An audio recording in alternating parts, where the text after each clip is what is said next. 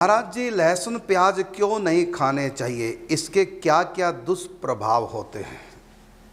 ये तो कई बार मैं बता चुका हूँ, लगता है आप नए हैं, चलो बता देता हूँ। तो कहा कि ये जो प्रकृति है त्रिगुणात्मक है, तमोगुण, रजोगुण, सत्वगुण, और हर व्यक्ति इनके बंधन में बंधा हुआ है। हमारा स्वभाव भी 3 प्रकार का है, तमोगुण, रजोगुण, सत्वगुण। कहा कि काल कर्म स्वभाव गुण घेरा, फिरत सदा माया कर प्रेरा। हम सब इन 3 गुणों से प्रेरित होकर के कर्मों में प्रवृत्त रहते हैं। तो हमारा स्वभाव 3 प्रकार का है।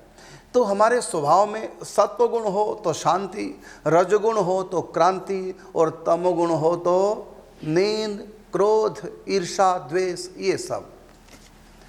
और सोने का मन करेगा, आलस शरीर में रहेगा, छोटी छोटी बात पे गुस्सा करेंगे, किसी की बात अच्छी नहीं लगेगी, ये तमोगुण है। और रजोगुण, उसमें क्रांति, कुछ करने की, कुछ करें, हम बड़े बने, खूब कमाएं, ये करें वो करें, ये क्रांति होती है रजोगुण में। और शांति अर्थात परमात्मा का भजन करें, क्षमा करें, दया करें, परोपकार करें, सेवा करें, ये जो मन को खुश रखने वाली बातें हैं, ये आती हैं सत्वगुण से।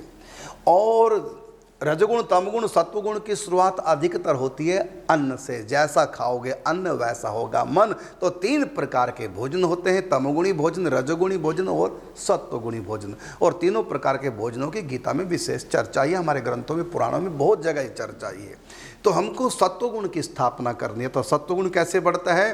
पहले अन्न शुद्धि, सत्व शुद्धि, अन्न की शुद्धि करें, तब हमारे भीतर सत्व गुण बढ़ेगा। तो सत्व गुण, सत्वगुणी अन्न, तो ये प्याज, लहसुन, ये अंडा, मांस, मीट, शराब, ये सब का सब तमोगुणी।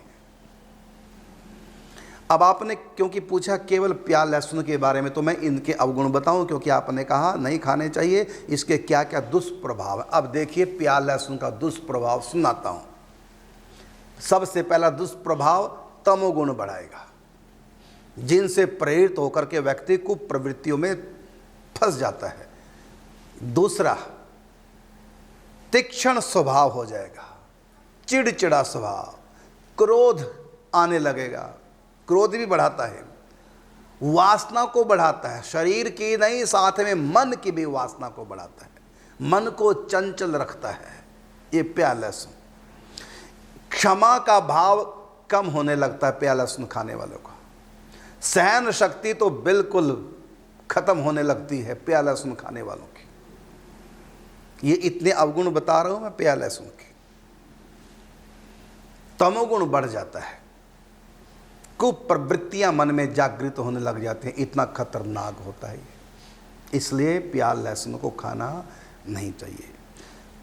एक प्रश्न आया था अभी 2-4-10 दिन पहले कि आयुर्वेद में तो लिखा है इसकी महिमा। तो आयुर्वेद में लिखा हुआ है, आयुर्वेद शरीर को लेकर के लिखा गया है, आत्म कल्याण के लिए नहीं। वो तो शारीरिक विज्ञान है, शरीर के अनुसार अलग चीज़ है। लेकिन ध्यान रखना, जिस शरीर को बनाने के लिए आप अंडा, मांस, मीट, शराब आदि लेते खाते हैं, ये शरीर तो चिता में जलकर भस्म हो जाना, ये साथ नहीं जाएगा। साथ जाएगा मन, मनः षष्ठानि इंद्रियाणि प्रकृति स्थानी करशति। मन हमारे साथ जाएगा। और इस मन में गलत चीज़ें खा के जो तमोगुण बढ़ गया, अभी हमको त्रिक योनियों में ले जाएगा, उन योनियों से पहले हमको नरकों में ले जाएगा, और ऐसे कुप्रवृत्तियों के हम शिकार हो जाएंगे। इसलिए ये नहीं लेना चाहिए। तो आयुर्वेद में प्याज लहसुन के बारे में कहो, शरीर को ध्यान में रख करके आयुर्वेद लिखा गया है।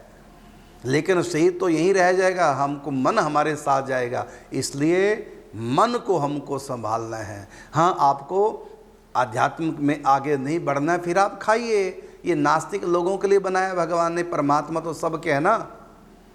नास्तिक लोगों का भी भगवान ध्यान रखते हैं, तो उनके लिए सब चीज़ें हैं।